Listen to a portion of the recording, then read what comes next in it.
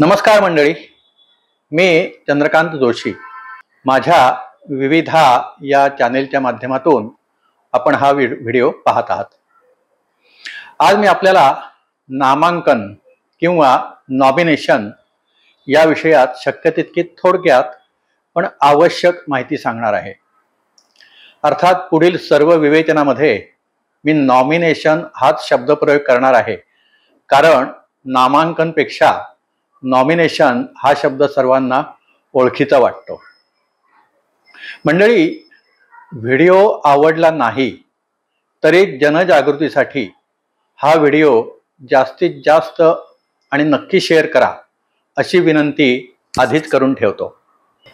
नॉमिनेशनचा संबंध कुठे येतो तर बँकेतील डिपॉझिट, इतर संस्थागत गुंतवणूक, सहकारी सोसायटीमधील फ्लॅट, शेअर्स आणि विमा, मुख्यत्वे करून या 4 गोष्टींसाठी नॉमिनेशन करावं लागतं, किंबहुना ते करावं असा आग्रह होत असतो.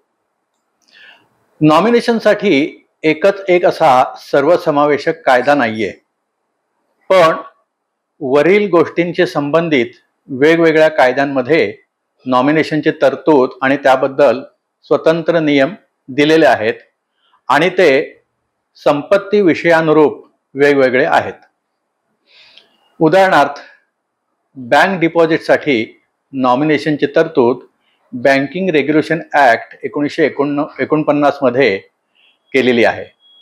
तसेच रिझर्व्ह बँक या संदर्भात सर्व बँकांना वेळोवेळी दिशानिर्देश देत असते. सामान्यतः नॉमिनीची नेमणूक ही संपत्ती धारकाच्या मृत्यूनंतर संपत्ती ताब्यात घेण्यासाठी केली जाते, पण हा नॉमिनीचा हक्क नेहमीच निर्वेध नसतो.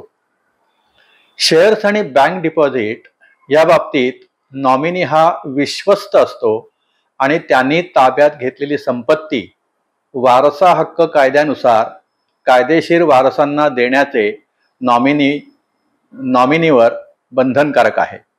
फक्त विमा कायद्यातील 2015 नंतरच्या सुधारणेनुसार पती, पत्नी, मुले किंवा पालक यांना नॉमिनी असले तरी ते पॉलिसीसाठी लाभाधिकारी म्हणून मान्यता आहे.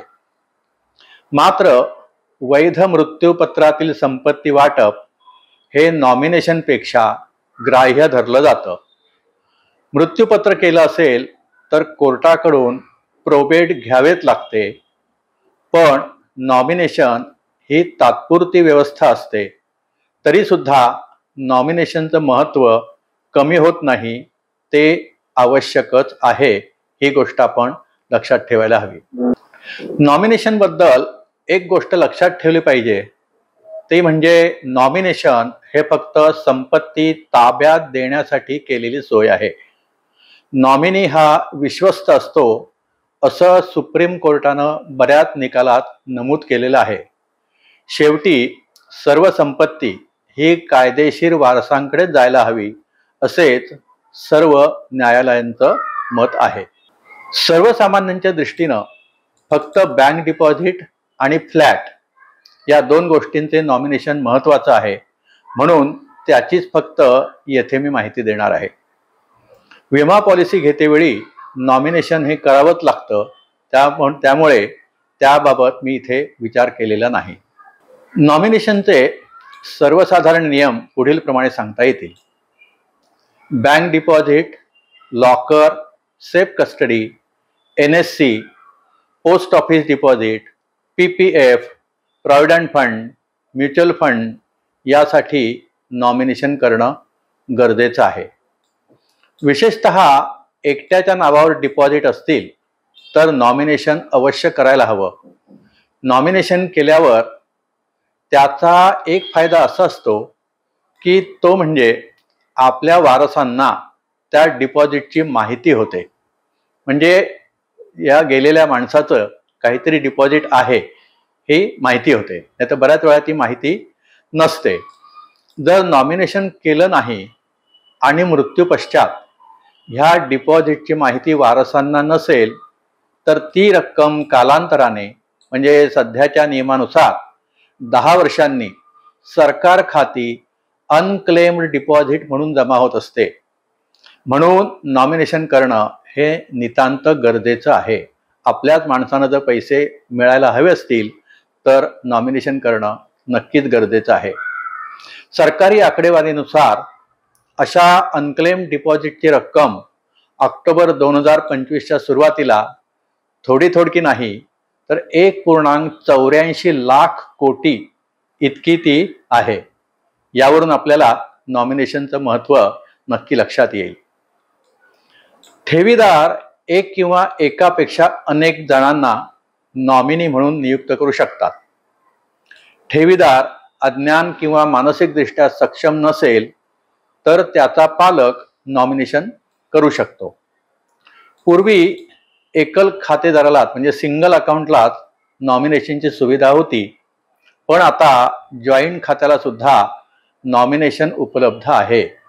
मात्र सर्व जॉईंट खातेदारांच्या मृत्यूनंतरच नॉमिनीचा रोल सुरू होतो. आता रिझर्व्ह बँकेच्या नवीन नियमानुसार दिनांक 1 नोव्हेंबर 2025 पासून जास्तीत जास्त 4 व्यक्तींना नॉमिनी म्हणून नेमता येईल. यामध्ये खातेदाराच्या आधी कुठल्याही नॉमिनीचा जर मृत्यू झाला तर त्याच्या अनुक्रमांकानुसार पुढील नॉमिनीला ग्राह्य धरलं जातं. पूर्वी नॉमिनेशन फॉर्मवर 2 साक्षीदार म्हणजे विटनेस द्यावे लागत असत, परंतु आता नवीन नियमानुसार फक्त ठेवीदार अंगठा देणारा असेल तरच साक्षीदार लागतात. त्यामुळे आता नॉमिनेशनची नोंद करणं अतिशय सुलभ झालेलं आहे आणि तसेच यामुळे गोपनीयता सुद्धा राहते. आता पूर्वी विटनेस शोधण्यासाठी म्हणून आपण जर सह्या दुसऱ्यांच्या घेतल्या तर आपण काय करतोय, किती रक्कम ठेवतोय ही त्याला माहिती होत असे, पण आता तसं नाहीये. साक्षीदाराची गरज नाहीये. ठेवीदारांच्या आधी नॉमिनी मृत झाला तर त्याच्या जागी दुसरा नॉमिनी नेमणे आवश्यक आहे. आता खातं एका शाखेतून दुसऱ्या शाखेत समजा ट्रान्सफर झालं तर काय होतं? हल्ली कोर बँकिंगची सुविधा असल्यामुळे ठेवीदारांचं बचत खातं दुसऱ्या शाखेत जरी ट्रान्सफर झालं तरी खाते क्रमांक बदलत नाही. म्हणून नॉमिनेशन अबाधित राहतं. अशा वेळी नवीन शाखेत पासबुकवर किंवा FD फिक्स्ड डिपॉझिटवर नॉमिनेशनची नोंद आहे की नाही ते तपासून पाहणं आवश्यक आहे. आता एकदा आपण नॉमिनेशन केलं पण आपला विचार बदलला तर ते बदलता येतं का? तर हो, एकदा केलेले नॉमिनेशन कधीही आणि कितीही वेळा बदलता येतं. तसंच रद्द सुद्धा करता येतं. यातलं पहिलं नॉमिनेशन ज्यावेळी आपण करू ते विनाशुल्क आहे, म्हणजे फ्री आहे. पण नंतरसाठी मात्र जी काही फी देय असेल ती द्यावी लागते. संयुक्तरित्या घेतलेल्या लॉकरसाठी 2 नॉमिनी नेमता येतात. नॉमिनेशन नोंदवणं तसेच त्यात बदल जर केले असतील किंवा रद्द केलं असेल तर त्याबद्दलची पावती बँकेकडून अवश्य मागून घ्यावी आणि ती आपल्या रेकॉर्डवर ठेवावी. आता हाऊसिंग सोसायटीमधील फ्लॅटचं नॉमिनेशन बाबत आपण पाहूया. हाऊसिंग सोसायटीमधील फ्लॅटचं नॉमिनेशन करणं हे नितांत गरजेचं आहे.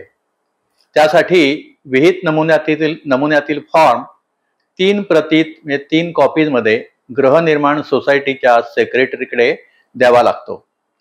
त्यातला एक फॉर्म लगेचच सेक्रेटरी पोहोच म्हणून परत देतात. नंतर सोसायटीची कमिटी मीटिंग झाली की त्यामध्ये हे नॉमिनेशन मिनिटाईज केल्यानंतर आणि नॉमिनेशन रजिस्टरमध्ये तशी नोंद केल्यानंतर दुसरी प्रत परत एकदा नॉमिनेशन रजिस्टर केलं म्हणून सभासदाला दिली जाते. या ठिकाणी नॉमिनेशन नोंदीची प्रक्रिया पूर्ण होते आणि ही पोहोच प्रत मूळ कागदपत्रांसोबत आपण जपून ठेवणं आवश्यक आहे.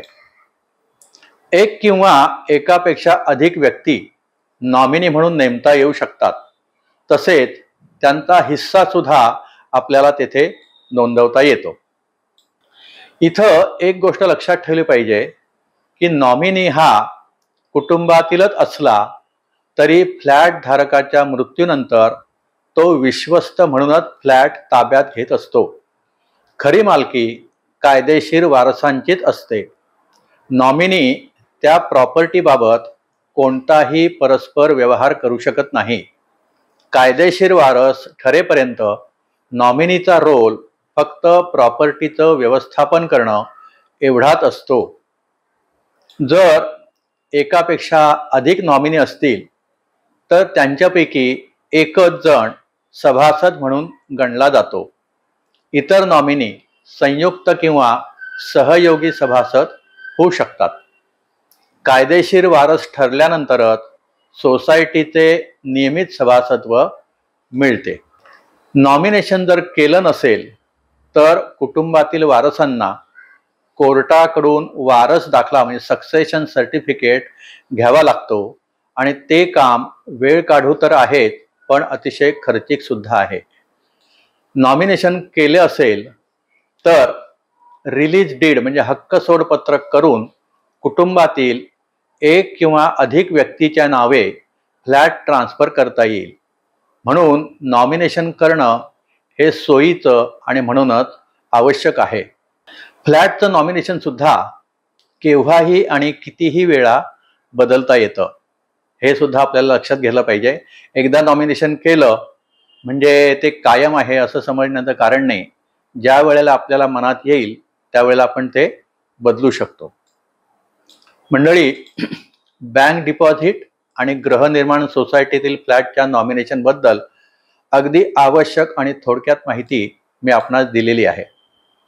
आपल्या मृत्यूच्या पश्चात आपली संपत्ती विनासायास आपल्या वारसांकडे ट्रान्सफर व्हावी अशी प्रत्येकाची इच्छा असते आणि त्यासाठीच नॉमिनेशन ही अत्यंत आवश्यक असणारी आणि सोपी गोष्ट आहे।